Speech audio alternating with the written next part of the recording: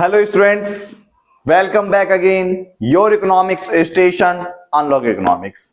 आज हम 12th class CBSE board को ध्यान में रखते हुए बहुत ज्यादा इंपॉर्टेंट टॉपिक करने वाले हैं।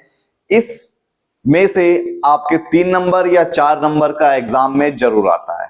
ये टॉपिक 12th क्लास के लिए सीबीएसई के लिए इंपॉर्टेंट है और ये topic UP board, Bihar board, ठीक है, बंगाल बोर्ड, हरियाणा बोर्ड, इन सब के अंदर ये 11th क्लास के अंदर में भी आता है। इसीलिए आप लोग इसको देखकर अपने एग्जाम में मार्क्स ला सकते हैं। चैनल को सब्सक्राइब कीजिए, बेल आइकन दबाइए और ज्यादा से ज्यादा शेयर कीजिए ये इंफॉर्मेटिव वीडियोस पाने के लिए।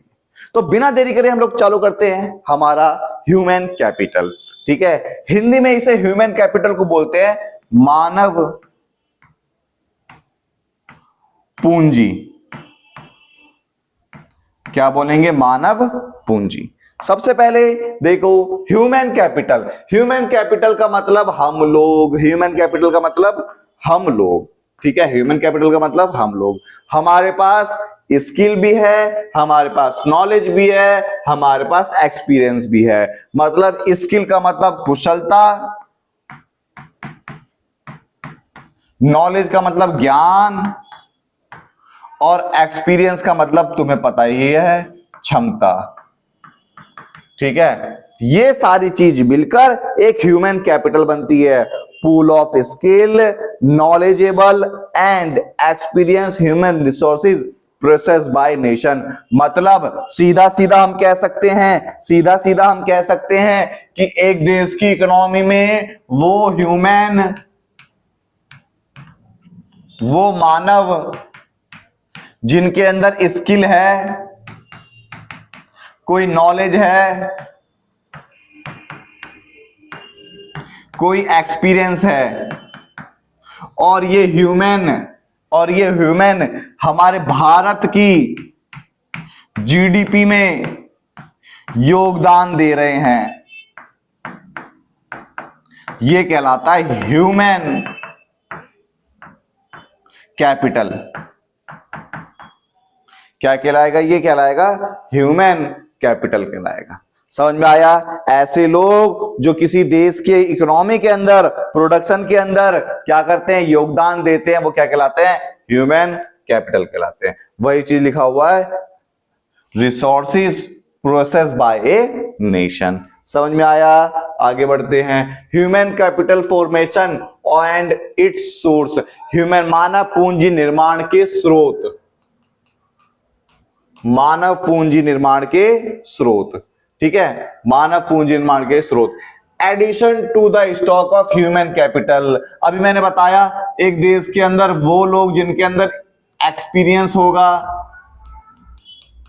स्किल होगी,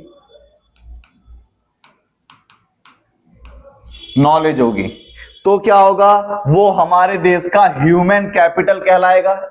ह्यूमन कैपिटल के स्टॉक में इंक्रीमेंट करना ह्यूमन कैपिटल फॉर्मेशन कहलाता है। मतलब क्या?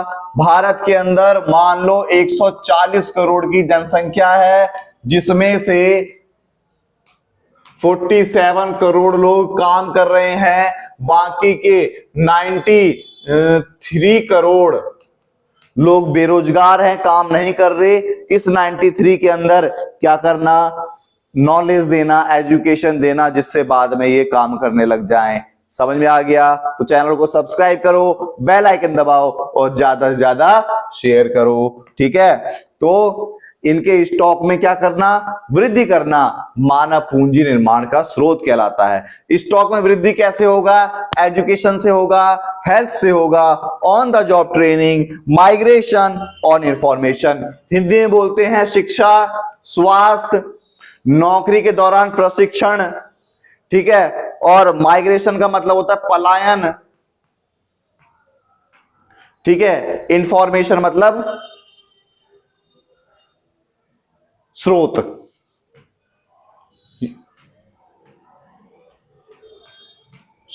ठीक है, स्पेलिंग देख लेना, गलत हो सकती है हिंदी की। ठीक है, तो एक एक करके देखते हैं। एजुकेशन के बारे में बताया है पहले। एजुकेशन क्या बोला? Increase the productive capacity and nation productive. अगर हम अपने देश के अंदर लोगों को अच्छी शिक्षा देंगे तो हमारे देश के अंदर जो लोग हैं, जो अनपढ़ हैं, जो बच्चे अनपढ़ हैं, वो जब बड़े हो जाएंगे तो वो भी प्रोडक्शन एक्टिविटी के अंदर क्या देंगे, योगदान देंगे।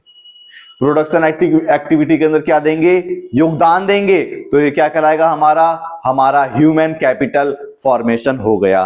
ठीक है, फिर दूसरा पॉइंट आता है easy adaptation of modern production technique. Education के द्वारा हम नई तकनीक आसानी से एक्सेप्ट कर सकते हैं, नई नई टेक्नोलॉजी सीख सकते हैं। Enhance the present economic condition as well as future prospects. हम अपनी इकोनॉमी को आज हम जो चला रहे हैं, फ्यूचर में हम और अच्छी ग्रोथ देखते हुए नजर आ सकते हैं अगर हमारे देश के अंदर एजुकेशन की फैसिलिटी क्या हो जाएगी, अच्छी हो जाएगी। Helpful in solving macro economic policy problem like poverty. हमारे देश के अंदर अगर पढ़े लिखे लोग होंगे तो गरीबी में कमी आएगी। इनकम इनइक्वालिटी जो है हमारे देश के अंदर 5% हमारे देश के अमीर लोग हैं जो अरबपति हैं जो देश को चला रहे हैं, वो इक्वालिटी कम हो जाएगी। पॉपुलेशन धीरे धीरे क्या हो जाएगी, कम होने लग जाएगी। इन्वेस्टमेंट लोग करेंगे और रिसोर्सेज को अच्छे से यूज करेंगे। ये सारी मैक्रो इकोनॉमिक की पॉलिसीज है, प्रॉब्लम्स है। इन प्रॉब्लम्स को खात्मा करा जा सकता है एजुकेशन के द्वारा। और हमारे देश के अंदर बताया गया है, भारत देश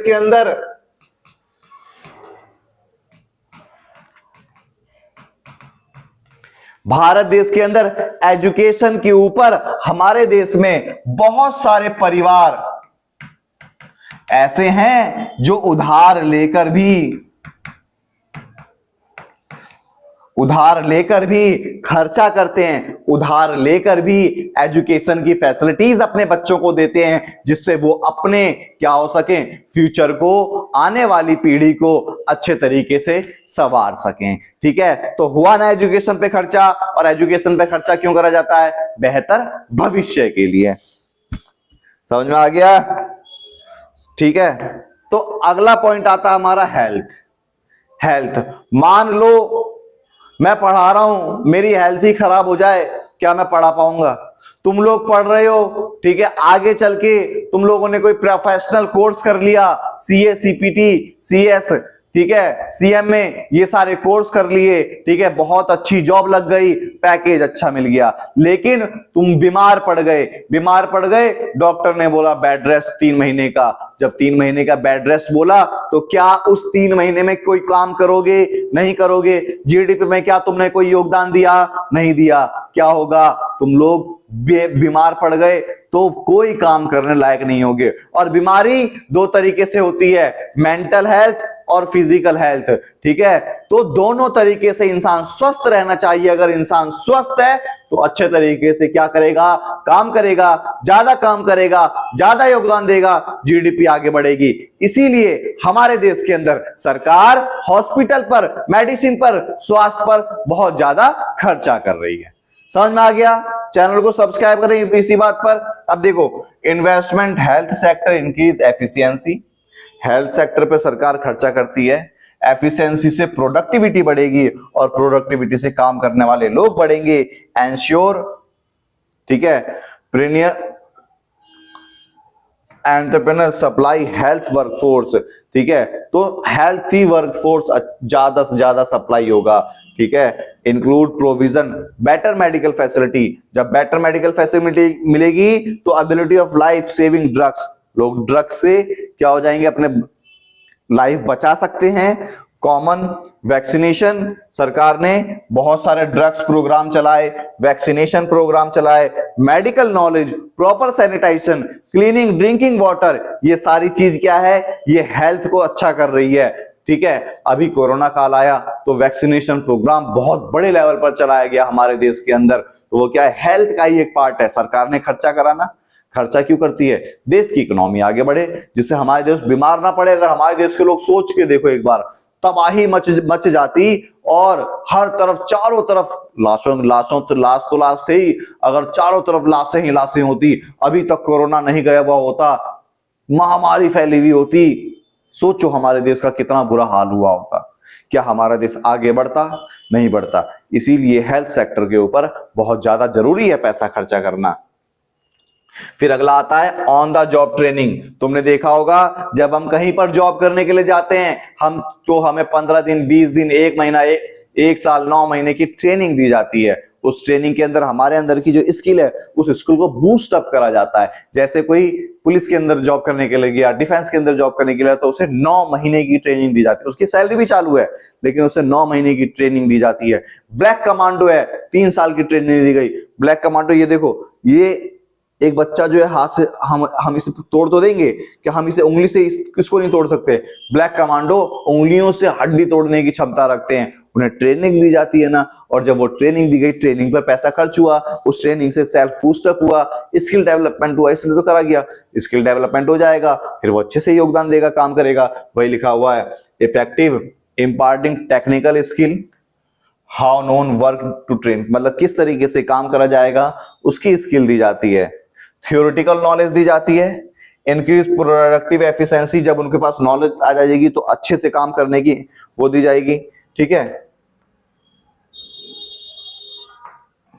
फिर return in the term of increase productive exceed cost of training. ठीक है, जब वो ट्रेनिंग करेंगे तो खर्चा भी आएगा, और जब वो सीख जाएंगे तो क्या बार बार ट्रेनिंग करने की जरूरत पड़ेगी? नहीं पड़ेगी ना। तो इसीलिए बहुत ज्यादा जरूरी है ये सब चीज को कराना। ठीक है, acquiring skill, knowledge and competency while actually perform a job, मतलब एक ट्रेनिंग से ही इंसान सीखता है कि वो किस तरीके से, कितने अच्छे तरीके से काम करेगा।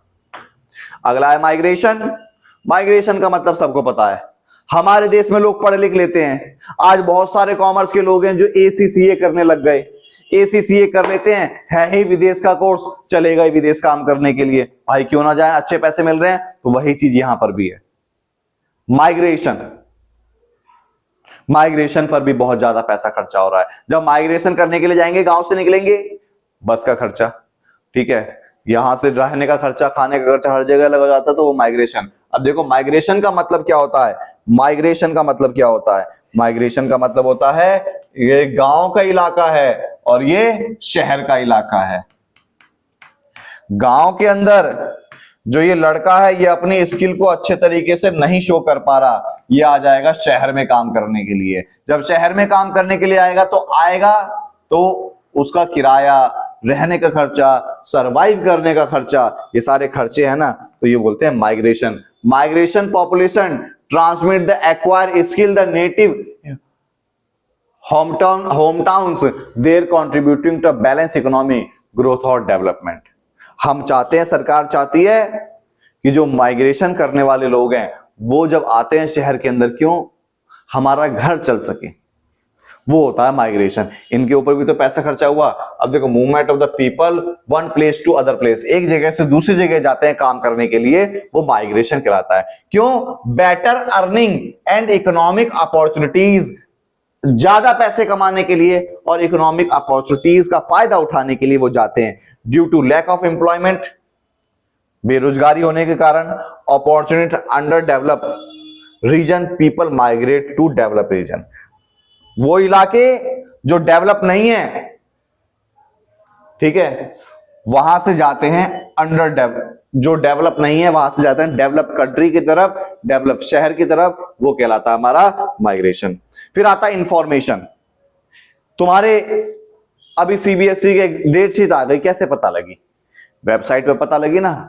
अगर वो वेबसाइट ही नहीं बनती तो कैसे पता लगती? सोच कर देखो, पहले जब इतना इंटरनेट नहीं था तो कैसे कोई बताने वाला होता होगा, उसकी सैलरी होती होगी। तो इंफॉर्मेशन पर तुम व्हाट्सएप पे रिचार्ज कराते हो, नेट पे तुम्हें पता लगा, तो ये कैसे पता लगा? रिचार्ज करने पर पता लगा ना। तो वही है, इंफॉर्मेशन क्यों जरूरी है? इंफॉर्मेशन इसीलिए जरूरी है, availability of information related to job के रिलेटेड इंफॉर्मेशन, सैलरी से रिलेटेड इंफॉर्मेशन, एडमिशन से related information, important source addition human capital. अगर इंफॉर्मेशन ही नहीं होगी तो हमें कैसे पता लगेगा यहां पर जॉब निकली है, मैं अपनी स्किल को यहां पर शो कर सकता हूं? नहीं कर सकता ना। चैनल को सब्सक्राइब करना इसी बात के लिए। नहीं कर सकता, चैनल को सब्सक्राइब करो। समझ में आया? ठीक है। इंफॉर्मेशन कैसी? इंफॉर्मेशन रिलेटेड टू जॉब और admissions, information related to medical health. तुम्हें कैसे पता लगा कि वैक्सीनेशन प्रोग्राम चलेगा? मीडिया से पता लगा ना। मीडिया चलाने के लिए हमने घर में छतरी लगा रखी है, फोन में रिचार्ज करा रखा है, टाटा स्काई, डीटीएच, वोडाफोन। समझ में आ गया सब लोगों को? आप लोग अच्छे बच्चे हो, ठीक है, समझ में आ गया? ठीक है, तो आज के लिए ही सिर्फ इतना, बहुत धीरे धीरे करेंगे। नोट्स इससे अच्छे जिंदगी में नहीं मिल सकते तुम लोगों को। तुम कहीं पर भी चले जाओ, कोने कोने में सर्च मार लो, ठीक है। क्या मैं दूसरे चैनल का नाम लूं? वो बहुत बड़े बड़े चैनल हैं, पागल बनाने का काम करते हैं, बेवकूफ बनाने का काम करते हैं। एक बार इस छोटे चैनल को आप आगे बढ़ाओ, आप लोगों को देखना जमीनी स्तर की पढ़ाई मिलेगी, हवाई पढ़ाई नहीं मिलेगी, जमीनी स्तर की पढ़ाई मिलेगी। हम लोग जमीन पे रह के बच्चों को पढ़ाते हैं, बच्चों की नब्ज के अनुसार पढ़ाते हैं। समझ में आया? तो इसी बात पे चैनल को सब्सक्राइब करें, लाइक करें, कमेंट करें, और जय हिंद, जय भारत।